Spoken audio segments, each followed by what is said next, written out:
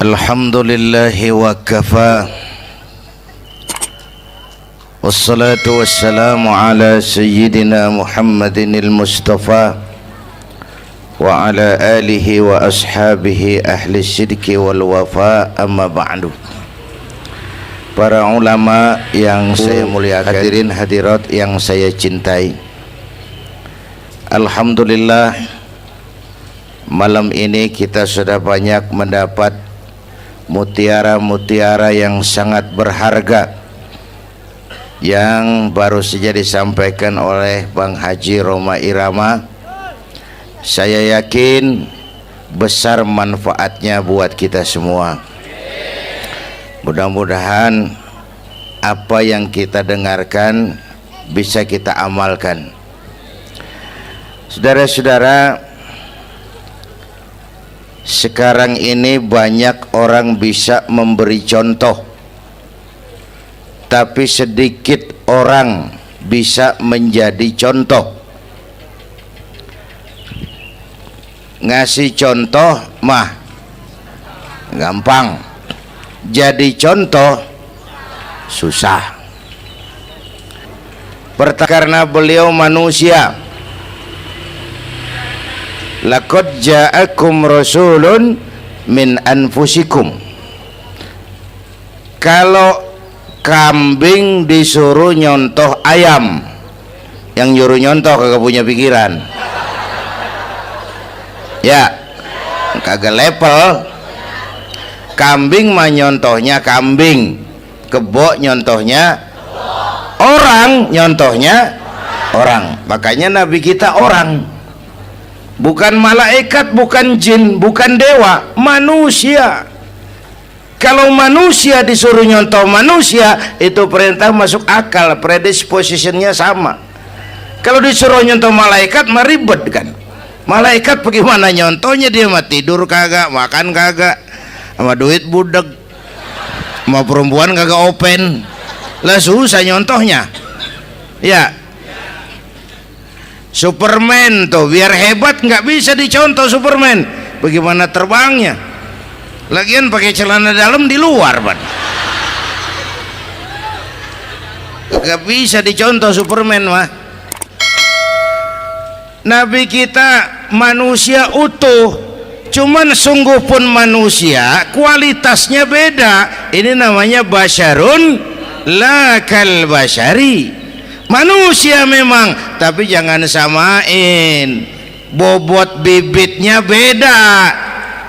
Contoh, kita nih manusia, kita tidur. Nabi kita manusia, beliau tidur. Tidur Nabi, tidur mata doang, hatinya nggak pernah tidur. Tuh bedanya sama kita tuh. Tidur kita keblek, asal tidur habis-habisan. Lagi, kita manusia, kita keringetan. Nabi kita manusia, keringetan. Keringet Nabi harum wangi, bau minyak kasturi, zaman belum ada parfum. Keringet kita udah rasain aja masing-masing dah, jangan pakai dikebet udah.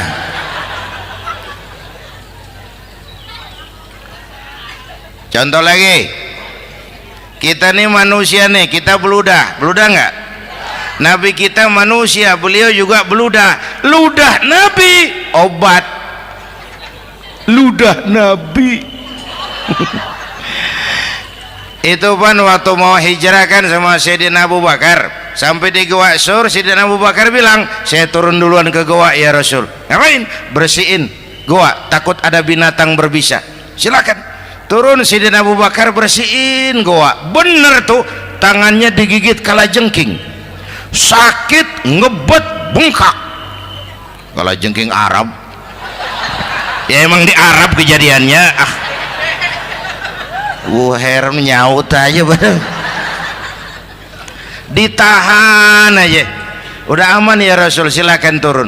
Lama-lama dalam gua berduaan kelihatan juga Sayyidina Abu Bakar mukanya pucat. Nabi tanya, mabalu kayak Abu Bakar? Abu Bakar kenapa? Nggak apa-apa. Berat meninggalkan Mekah? Enggak. Malas hijrah ke Madinah? Enggak. takut diubur-ubur Quraisy? Orang kata enggak, itu mah enggak.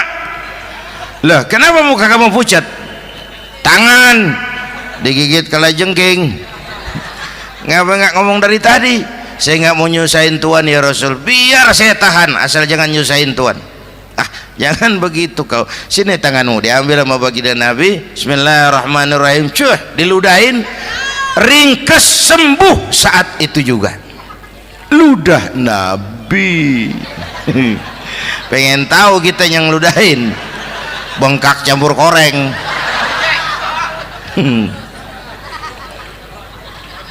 Satu tuh alasannya kenapa Nabi dijadikan contoh, karena manusia. Kalau manusia disuruh nyontoh manusia pasti bisa dong ya. Yang kedua, karena tadi kata Bang Haji Oma, pribadinya itu pribadi yang multidimensi. Mau nyontoh apa? Pak, saya ini pengusaha Pak. Nabi umur 9 tahun udah ke Syria tuh dagang lintas negara Syam tuh. Saya jenderal Pak, Nabi mimpin tentara di medan perang Mas. Saya mau balik Pak, Nabi dakwah Bung. Saya guru Pak, Nabi ngajar Mas. Innama bu'istu mu'alliman, aku diutus sebagai guru, guru umat, guru bangsa. Saya politisi Pak, Nabi diplomat ulung Bung. Saya presiden Pak, Nabi mimpin bangsa dan negara Mas. Saya kepala rumah tangga Pak, Nabi punya anak bini Bang. Ayo lempengan mana dulu cari ngomong. Malah Nabi Isa tuh nggak bisa jadi contoh bagaimana membina rumah tangga bahagia. Bagaimana membina rumah tangga bahagia menurut contoh Nabi Isa? Nggak ada Mas. Kenapa? Nabi Isa belum sempat kawin. Ya, Nabi Isa belum sempat kawin. Ada pengikut Nabi Isa menyangka nggak kawin ajaran Nabi Isa, pada ngikut lagi nggak kawin. Tuh pastor tuh mubazir, orang dikasih perabotan. Bang bener, saya kalau dalam Islam kiai kagak boleh kawin, saya pilih berhenti jadi kiai. Kalau kagak ada giro-giroan, botak rambut.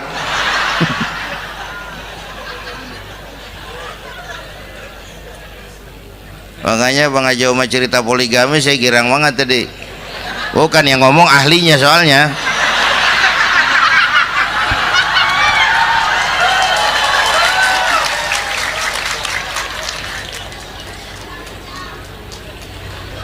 Dadah gitu aja deh ya. Nah kata Imam Busair nih yang dahsyat, ka'annahu wa huwa fardun fi jalalatihi fi askarin hina talqahu wa fi hasham. Sepertinya kehebatan Rasulullah itu sama baik sendiri maupun di tengah tentara. Artinya begini, orang hebat banyak, tapi yang hebat di mana-mana susah nyarinya. Baginda Rasul ini lagi duduk hebat, lagi jalan hebat, ada di pasar hebat, lagi di masjid hebat, di medan perang hebat, di depan anak-anak hebat, di mata musuhnya hebat, di depan sahabatnya hebat, di mata istrinya hebat, di mana-mana hebat. Lah susah jadi orang begini Bang ya.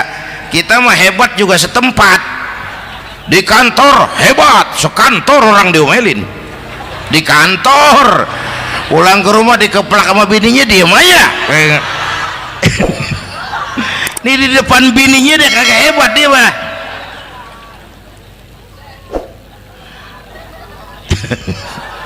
Oke, lalu kalau begitu soalnya apa yang mau kita contoh? Saya sampaikan 3 aja. Pertama, Nabi kita ini tokoh yang sejak kecil udah ditempa kesusahan. Bu, tadi kata Bang Haji, Islam mengangkat derajat kaum perempuan karena perempuan banyak melahirkan orang besar. Lihat Sayyidah Aminah, ibunda baginda Nabi, melahirkan anak pertama tanpa didampingi suami. Meninggal suaminya, sedih hatinya, remuk perasaannya, tapi tegar jiwanya. dilahirkannya bayi bernama Muhammad, diasuhnya penuh kasih sayang, diantarnya menjadi orang besar dan memang dibesarkan oleh Allah. Itu contoh tuh Bu. Bilangin anak-anak tong bocah Nabi ngangon kambing tong, sekolah tong jadi orang gede. Baba lu tibang tamat SD lu sarjana lu, baba lu cuman jadi RT lu jadi camat lu. Biarin malu baba lu pala jadi kaki, kaki jadi pala, asal lu terus sekolah. Bu, anak sekolahin, gelang doang digedein lu. Nih kan kita Betawi no, pendidikan ngentengin banget kotan. Udah dong jangan tinggi-tinggi sekolah udah. Ngapa mak, baba lu kagak sekolah hidup no.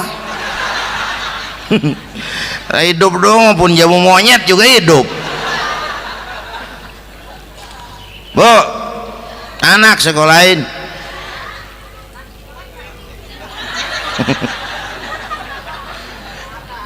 Mahatma Gandhi, kecilnya begeng, ceking, cacingan, yatim. Emaknya tuh, Gandhi sekolah nak, Gandhi belajar nak, Gandhi jadi orang besar nak. Kalau perlu belajar ke Inggris, biar Inggris menjajah kita. Gak apa-apa kau sekolah ke Inggris, tapi jangan jadi Inggris nak. Jangan pacaran sama bule, jangan sentuh minuman keras. Gandhi jadi orang besar. Mahatma Gandhi tumbuh karena dorongan emak. Mak, udah yatim. James Watt, Kang Bandrek. Emaknya tuh yang dorong tuh jadi orang besar. Belum lagi perempuan yang jadi besar.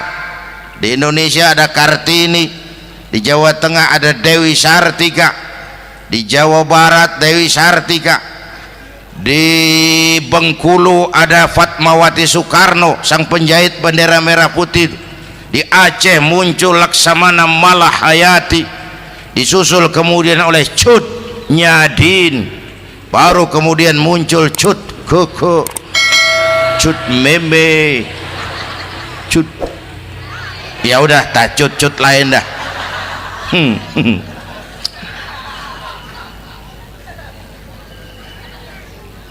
Nabi ke remajanya nggak dikolokin, tegar, tahan bantingan, nggak cengeng.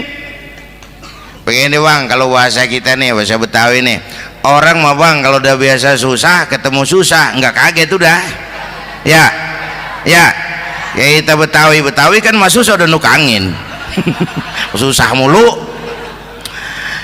Saya santri nih biasa makan kangkung, datang ke rumah temen dikasih kangkung, makanan gue ini mat, dikasih daging ayam lah nambah, emang apa? Orang mah kalau biasa susah enak nggak kagetan.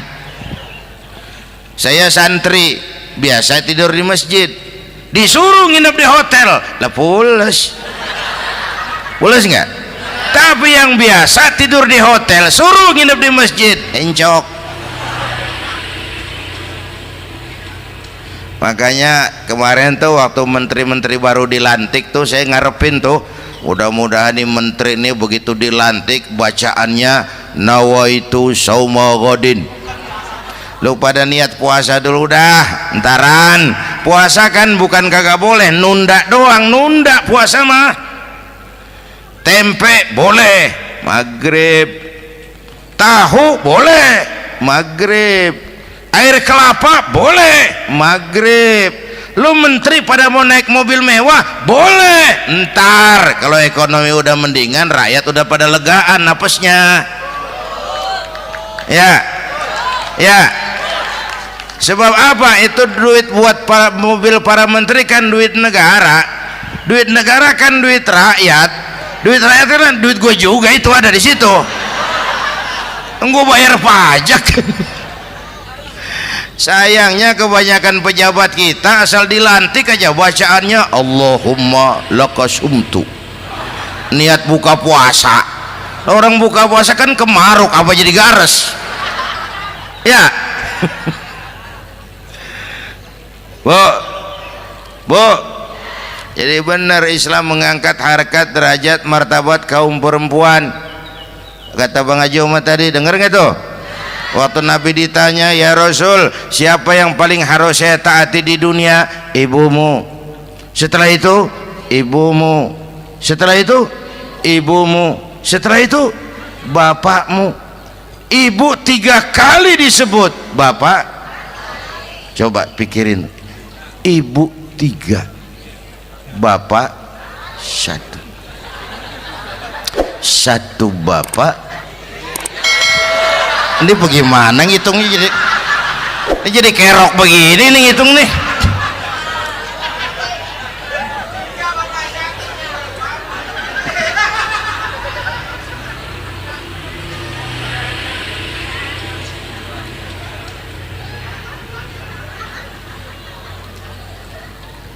Jangan takut ngadepin susah, hidup nih keras, kerja keras, perseringat banting tulang, ya Bu. Satu. Yang kedua, contoh dari Nabi, orang yang paling bersih hatinya Rasulullah, orang yang paling baik akhlaknya Rasulullah, orang yang bahkan sudah dapat jaminan ampun dari segala dosa Rasulullah.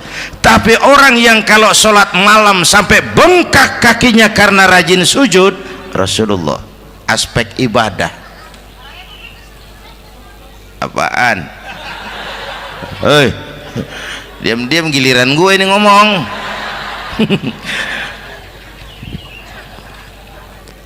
Lo ngomong lagi udah gue pulang. Canda neng, udah gantian ya. Ya, apaan urusan? Orang yang dosanya udah dapat jaminan ampun, kalau sholat malam bengkak kakinya karena rajin sujud. Saya tahu di sini juga banyak yang kakinya bengkak. Semurat. Oke. Kira-kira 3 minggu yang lalu saya menghadiri haul akbar Syekh Maulana Malik Ibrahim di Gresik, haul ke 609. Dari situ saya ke Surabaya ikut zikir sama keluarga besar Tarbiyatul Qulub. Waktu zikir saya terkejut, ada kalimat yang dibaca ratusan kali menyentak perasaan saya. Kalimatnya sederhana, kita hafalah, yaitu kalimat ana Abdullah. Dibaca ratusan kali, ana Abdullah, ana Abdullah, ana Abdullah, ana Abdullah. Buat saya itu menyentak karena memperteguh komitmen, saya hamba Allah, saya hamba Allah. Ah, itu mah Pak Zainuddin kan biasa, itu mah kita semua juga hamba Allah. Betul. Ayo kita bikin luar biasa. Saya mau tanya, Bapak, Ibu hamba Allah apa bukan? 3 orang. Ibu hamba Allah apa bukan? Hamba Allah. Kata siapa? Nah, kata ibu sendiri. Kalau kata sendiri, pan namanya pan ngaku. Ya, orang ngaku mah boleh dong, tiba ngaku, namanya juga ngaku. Cuman diakuin apa enggak, kita pan belum tahu. Ngaku mah murah, diakuin mahal. Ya, yang gampang dah. Ibu kenal sama Presiden SBY? Kenal. Presiden SBY kenal sama ibu? Lo ngaku, lo ngaku.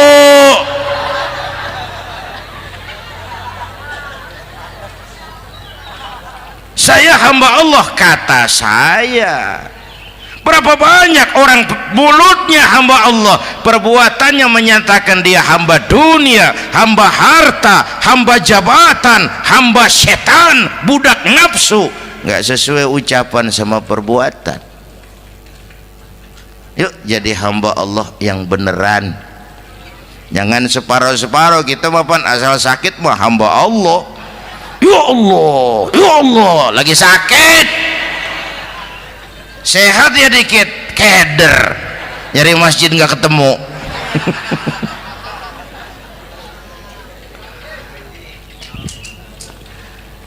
Apalagi Kata Bang Haji tadi nih, kita nih kan zaman entertain nih, orang pada pintar bikin bungkusan sekarang Bang ya, abad entertain, orang pada bangun pencitraan. Tadi itu kiai sama dukun tipis bedanya. Dukun pada pasang iklan sekarang, ketik reg. Waduh, sampean lahir hari Selasa, nggak cocok di air, ono di hutan sono. Larang udah dagang es jadi berhenti, nggak cocok di air.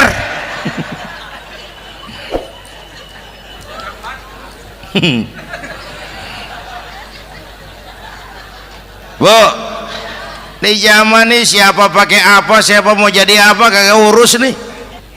Bapak Ibu hadirin yang saya hormati, dan masyarakat kita ini kayak daun kering. Tahu daun kering? Gampang dikumpulin, susah diikat, berisik, gampang dibakar. Tuh daun kering. Penyakitnya kutil, kurang teliti, cepat heran, gampang kagum. Cepat heran, gampang kagum. Dulu ada tuh satu hari tabrakan di jalan kenceng, buah, korban jatuh belepotan darah, dikerubungin orang banyak. Datang wartawan mengambil gambar dari dekat, susah, orang banyak bener ngerubung. Cari akal nih wartawan, tolong saya dikasih jalan ke dekat korban. Orang nengok semua, saudara siapa? Saya bapaknya korban, katanya. Dia ngaku bapaknya korban. Ya orang minggir semua, minggir, ini ada bapaknya korban. Orang minggir semua, dia maju ke depan korban. Sampai di depan korban, pucat mukanya tuh wartawan. Kenapa? Yang ketabrak anak monyet, Pak. Dia udah kedongan ngaku bapaknya korban.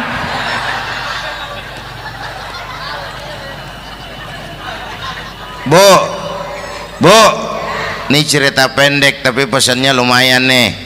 Kalau belum kenal bener mah jangan buru-buru ngakuin ya. Dia kagak tahu yang ketabrak siapa, main ngakuin aja, saya bapaknya korban.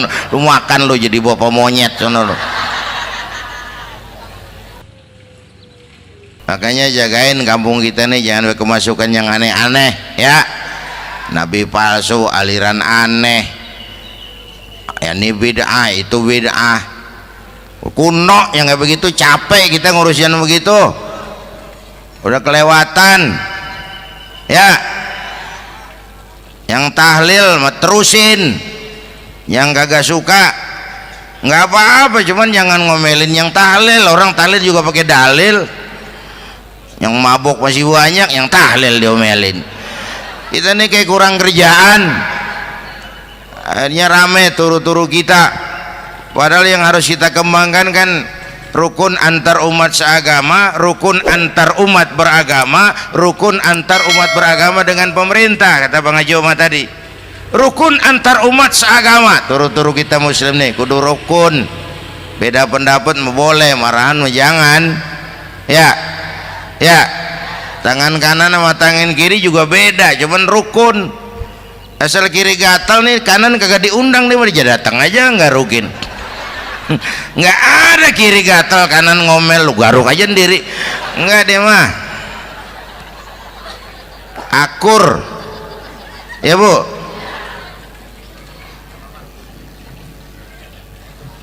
Yang kedua, rukun antar umat beragama. Islam ini rahmatan lil. Yang ketiga, rukun antar umat beragama dengan pemerintah. Ini mah kita kan bermasyarakat sama juga sembahyang berjamaah, ada imam ada makmum ya. Nih rakyat kalau jadi pemilih yang pintar ke depan, mau memilih wali kota kayak gubernur kayak presiden kayak. Sebab apa? Sholat berjamaah kan siapa makmum kagak penting Bang. Makmum mah siapa aja boleh ya, tiba ngikutin dia mah. Ngaji dia mah gimana kayak nggak ada bab pemilihan makmum, nggak usah. Makmum mah kagak usah dipilih, siapa aja boleh ya Bang. Tuh orang budak Bang, boleh jadi makmum, bacanya kagak fasih, boleh jadi makmum. ketinggalan 1 rakaat boleh jadi makmum, tapi enggak tiap orang boleh jadi imam. Siapa yang dipilih jadi imam? Pertama, a'lamuhum, kata Nabi, orang yang paling alim di kampungmu siapa? Angkat jadi imam. Yang paling alim, bukan yang paling tua. Tua juga kalau kejemur kisut. Dulu tuh Nabi Adam waktu diangkat jadi khalifah kan bekalnya apa? Wa 'allama Adam al-asma'a kullaha. Al-asma' ay al-ulumul katsirah. Dulu zaman Fir'aun perang sihir sama Musa, sekarang perang visi dan misi. Punya ilmu, Bu, ngerti urusan dari tetek sampai bengeknya. Kalau ngikutin imam yang alim pan enak, bisa dipertanggungjawabkan. Hati-hati milih pemimpin, maksudnya Bu, jangan terjebak oleh penampilan. Emas pasti kuning, bener? Apa semua yang kuning pasti emas? Udah paham dulu. Ustadz, kenapa? Di kampung saya ada 2 orang alimnya sama. Yang mana yang jadi imam? Afsahuhum, yang lebih fasih lidahnya. Yang satu alim pelok, yang satu alim kagak pelok. Nah, yang kagak pelok suruh jadi imam. Kenapa? Nggak sah orang fasih bermakmum kepada imam pelok. Ustadz, imam pelok, makmum pelok semua. Sah. Namanya kampung pelok, biarin. Susah diurusin udah itu. Apa sih artinya fasih? Yang enak deh, nyambung. Pegel kalau punya pemimpin kagak nyambung sama rakyat. Ya, rakyat mau yang ngidul deh ngalor, rakyat mau yang ngulon deh ngetan. Lah kan capek rakyat, kagak nyambung. Makanya kalau jadi imam pesan Nabi, idza amma ahadukumun nas falyukhaffif. Kalau kamu jadi imam, ringankan sholat kamu. Itu makmum gak sama kekuatannya. Jangan panjang-panjang kalau jadi imam, kudu tahu keadaan makmum. Tuh makmum ada yang udah tua rentak, diri aja udah gemeter. Ada yang punya darah tinggi, kalau sujud kelamaan palanya ngebet. Ada yang udah janji tuh makmum habis sembahyang mau terima duit. Kalau imam kelamaan, kalau saudan makmum. Ya, nyambung. Jangan udah diangkat jadi imam saenake dewe. Salat isya berjamaah, rakaat pertama selesai Fatihah Yasin. Makmum ikut mengikut, cuman bari ngancem. Besok gua tawiatin balik lagi udah. Kagak nyambung. Kalau nggak nyambung tuh capek, Bu. Jangan tersenyum kepada orang buta, jangan berbisik kepada orang tuli. Kagak nyambung. Orang buta diajak senyum, bagus sih maksudnya, cuman kan rada mubazir. Orang kagak paham. Cari pemimpin yang nyambung. Kalau memang masyarakatnya suka tahlil, cari pemimpin yang suka tahlil. Rakyatnya suka maulid, cari pemimpin yang suka maulid, supaya nyambung, kagak pegel kita.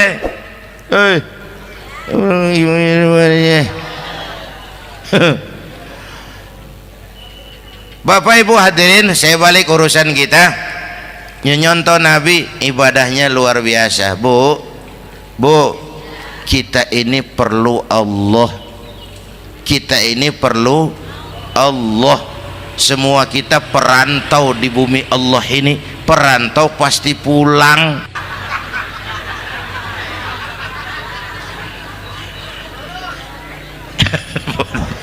Bolot, bodoh kalau ada perantau, dia sadar dia perantau tapi nggak pernah mikirin pulang. Lebih bodoh lagi mikirin pulang tapi nggak nyiapin bekal. Kan tadi Bang Haji Omah udah bilang tuh, muda mati ya. Kadang-kadang engkongnya seger banget, cucunya mati ya. Perantau mah mesti pulang. Sini mah kita ngendon doang, ngendon taran. Mula-mula pan Bang, kita mah tinggalnya jauh di alam arwah, dari sana pindah ke alam rahim, alam kandungan emak nih. Pernah tinggal di situ? 9 bulan tuh, ada yang 2 tahun, yang keluar udah kumisan, kelamaan ngetemnya itu.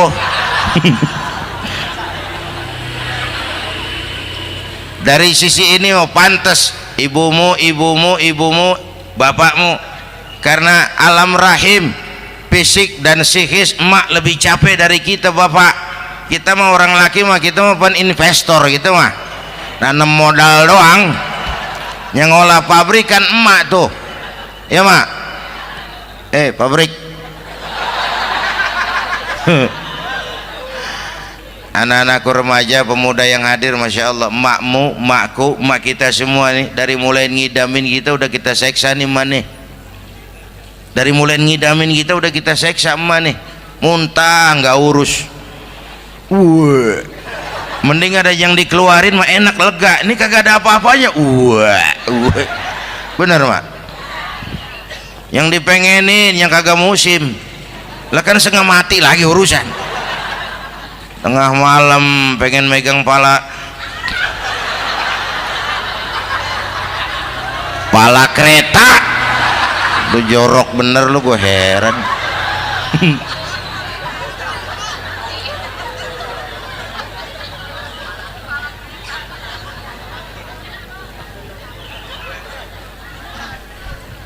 Bapak Ibu hadirin, yang ketiga terakhir, contoh dari baginda Nabi. Modal utama perjuangannya adalah akhlak. Memperbaiki akhlak, pakai akhlak. Rasulullah ngajak, bukan ngejek. Rasulullah merangkul, bukan mukul. Rasulullah pakai argumen, bukan pakai sentimen. Tujuannya adalah kebenaran, bukan menang-menangan. Prinsip dakwahnya basyiru wala tunafiru, yassiru wala tu'assiru. Gembirakan orang, jangan ditakut-takutin. Mudahkan urusan orang, jangan dibikin sulit. Di masyarakat memang mendingan rakyat rendah berakhlak tinggi daripada pejabat tinggi berakhlak rendah. Dulu tahun 50-an orang kita kalau pergi haji ke Mekah 6 bulan. 6 bulan tuh orang udah pada lupa aja baru pulang. 6 bulan orang yang ada cuman kapal laut, Mekah Madinah onta, banyak rampok lagi di gurun pasir Baduy itu. Dulu orang tua kita belajar manasik, kalian belajar silat. Sekarang karena kemudahan kemajuan ilmu menciptakan Boeing memotong waktu 5 bulan, orang pergi haji cukup sebulan. Bapak Ibu hadirin yang saya hormati, oleh karena itu menjaga nilai-nilai akhlak itu penting. Kepada siapa kita harus berakhlak? Pertama kita harus berakhlak kepada Allah. Bagaimana caranya? Jangan menyekutukannya dengan sesuatu pun. Yang kedua, jangan menyembah kecuali hanya kepadanya. Yang kedua, kita harus berakhlak kepada sesama tadi itu. Yang ketiga, kepada lingkungan. Saya dulu masih zaman ada almarhum kakek saya, engkong. Kampung saya banjir, air masuk ke rumah. Saya teriak, "Kong, banjir Kong." Engkong saya ketawa, "Biarin, bukan salah air." Habis, salah lo. Salah kita bagaimana Kong? Lah lo tempat air lo tempatin. Yang punya tempat datang ya kagak ngerti, ini tempat gua, ini di sini nggak pada lo, lah banjir. Engkong saya nggak makan bangku sekolahan, tapi wise Pak. Air kan bukan musuh, air kan temen kan kudu punya tempat. Lalu kagak punya tempat, pantas kemana dia ngayap, banjir. Ya, dulu saya remaja ngaji babul istinja, kiai ngajar makruh buang air kecil di tanah berlubang. Saya tanya, kenapa makruh Kiai? Pertama, untuk alasan kesehatan. Siapa tahu di lubang yang kamu kencingi ada gas beracun. Kalau tidak Kiai, kalau tidak maka artinya melindungi binatang yang ada di dalam lubang. Siapa tahu di lubang yang kamu kencingin ada semut. Sedang rapat membahas laporan Susno Duaji. Apa dosanya lalu mati dikencingin? Ini namanya rahmatan li semut. Saya mau bilang alam sekarang tidak seramah dulu karena kita juga nggak ramah sama alam.